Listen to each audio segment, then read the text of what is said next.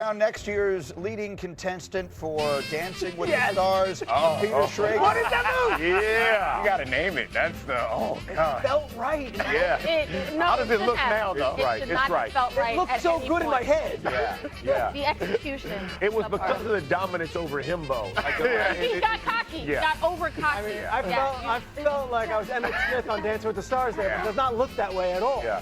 Maybe it's just me, but I think Sharpe looked pretty good. Okay, and there's That should probably tell you. there's the Thank you right very there. much. So like try to stare out there. Let's go way back Wednesday. On this day, 10 years ago, Aaron Rodgers pulled off one of his signature moments. It was a Thursday night game against the Packers. The highest throw ever. 61 yards away. Hail Mary, Rodgers to Rodgers. Richard Rodgers on the other end. Packers trailed in that game 20-0. That throw wins it 27-23. Out of the frame, the throw was so high. For a long time. Well, it was out of the frame for what felt like an hour. Aaron Rodgers, no one ever threw a better Hail Mary than he did. Okay, let me talk about some games this weekend. Obviously, the Packers are involved in this conversation, and Rodgers no longer is. We've talked a lot about Dallas-Detroit today. The game Sunday at Lambeau is everything in the NFC North. Absolutely. The Bears are currently a half game up in the division. That tie always winds up being important. If the Bears win Sunday, they have a 66% chance of winning the division. If the Packers win Sunday, they have a 72% chance of winning the division. And I feel like all of the conventional wisdom is, oh, well, Bears, great run. It's been great, but this Green Bay is really the much better team and all that. And I know you had Ben Johnson on the podcast this week. Something different, it feels to me like, is going on there. That was a huge win Friday. They're feeling well, feeling good. I asked him, because they have all these young players, like, all right, is this too big a moment? And he's like, you have to understand, when we built this team this year, we went out and we acquired Joe Thuney, who's been through all those years with New England and Kansas City. We went and got Grady Jarrett, who is a Walter Payton Man of the Year nominee for about a decade in Atlanta. We went and got Case Keenum for Caleb Williams. So this doesn't feel like it's so overwhelming to them. In fact, Ben Johnson says we've got the right veteran guys in every position group where it's like, hey, here's how we're going to do it. Here's how we're going to roll it out. That win, they were celebrating with their shirts off, but they weren't surprised that they beat the Eagles the way they did. They knew that was coming the way they've been practicing. And frankly, Ben was mad afterwards and yelling about their passing game, and we played that yesterday, and I loved it. Here's the other side. At the risk of me trying to get X and O here, I'm looking at you. What the Packers want to do is rush the quarterback. They have Micah Parsons. The best way to combat that, it seems to me, is to do exactly what the Bears did to the Eagles. Absolutely. Run it down Friday. the throat. Don't let them do what they do best. And the thing is what Ben Johnson does in the elite way they design run plays is it all looks very similar. Like their play action pass, their passing game, everything looks so it's going to give Caleb Williams a split second extra because the Packers are going to have to read. Now, that means you got to go run the football. You have to establish the line of scrimmage on their side. You got to be physical. You got to do those things. Ben Johnson is not walking in this afraid. He understands if you go hit them in the listen, they ran against the Eagles, who are a very good defense. Vic Fangio defense. They had two running backs who had 6 yards a carry. Yeah.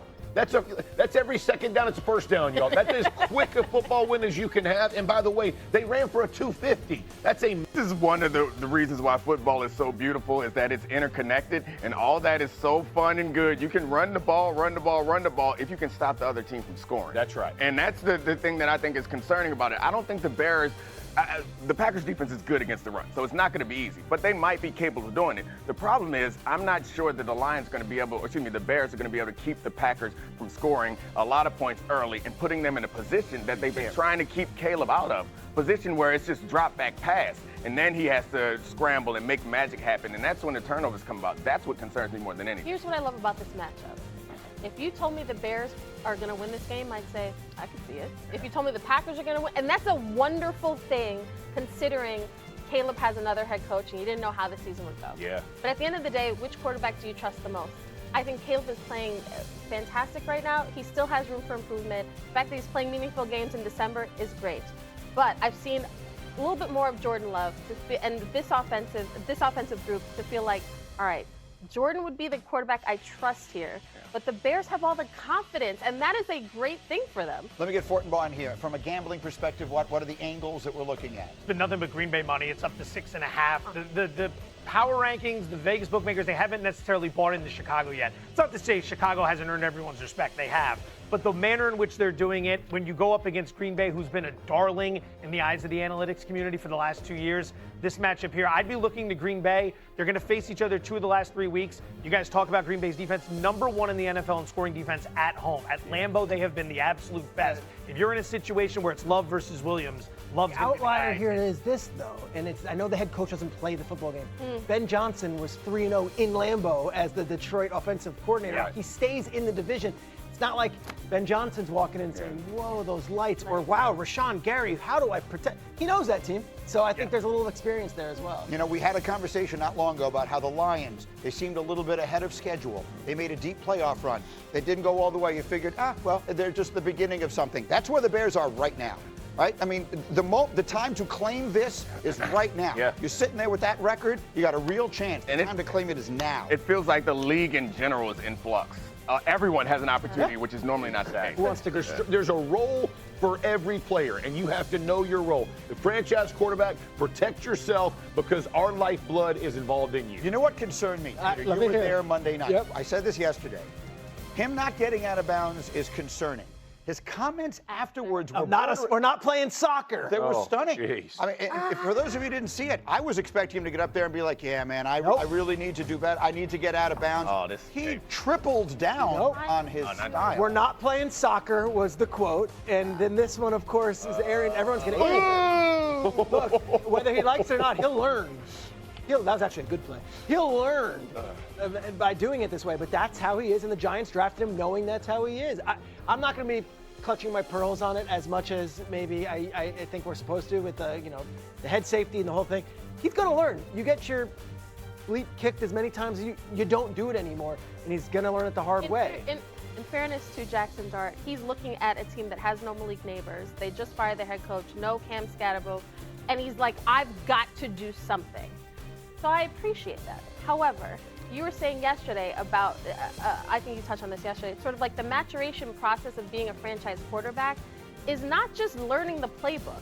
It is understanding that you have to grow up and understand that your livelihood is tied to everybody else and that you have to be on the field. It doesn't do any good if he's getting his bell rung nonstop. I'm sorry, this just masks an overall just disaster of the season for the 2025 Giants. The fact that their quarterback gets hit that way, says this isn't soccer, I'm a tough guy, all that stuff.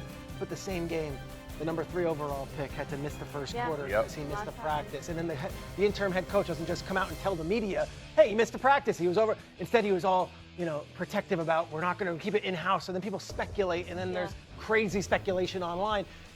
The Giants season has been an absolute disaster. This is just symbolic of all of it on national TV playing this way. It's disappointing because the reality for Jackson Dart is he is the future for the New York Giants. And he has to understand, to your point, you might learn that way.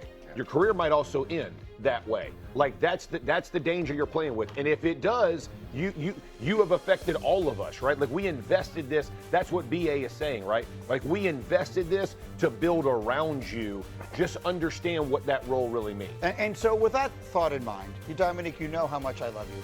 I have found my Christmas gift for you. Uh-oh. I know exactly what I'm going to give you. Can we show it, please? Let's see. At a Colts tailgate this weekend, this person had a Jeff Saturday. Oh, so it's a special edition. It's a Coach Jeff. The limited edition Coach Jeff Saturday. Eight games in that Jeff with a headset on. It's like, what's happening there? Yeah, you know what I'm thinking right there? Why am I here? What is going on? What just happened again? That's what I'm looking up in the sky. That's the sad. So I would talk to Jeff weekly back then. Oh. Those are tough. Those are tough times. Those are tough days. Those are tough There was a times. lot of looking at the jumbotron going, really? Really? That's what we got? That's what we got? Wrap it up. Certainly that 6 a.m. get-up meeting didn't sound so bad. Hey, that's where I tell Tomlin, welcome to the deck.